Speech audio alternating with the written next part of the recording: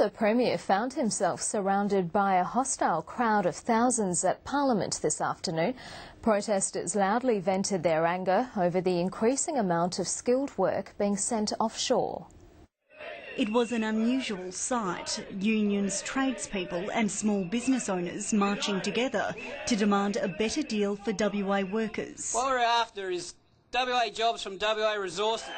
They gathered in the city and then took their message to Parliament House. The Premier agreed to speak to the protesters, but failed to win them over with his opening line. Western Australia is not in a resources boom, but...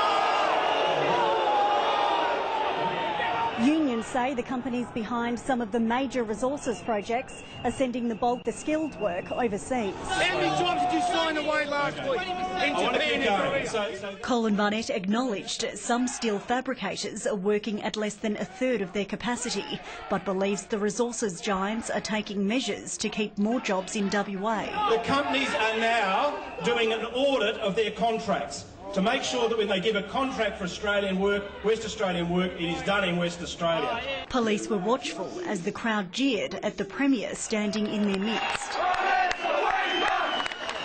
The Premier rejected protesters' calls for new laws to address the issue, but the opposition says it will introduce its own legislation. What our legislation will require is a skilled work agreement for each project valued at over $200 million, for that agreement to be made public.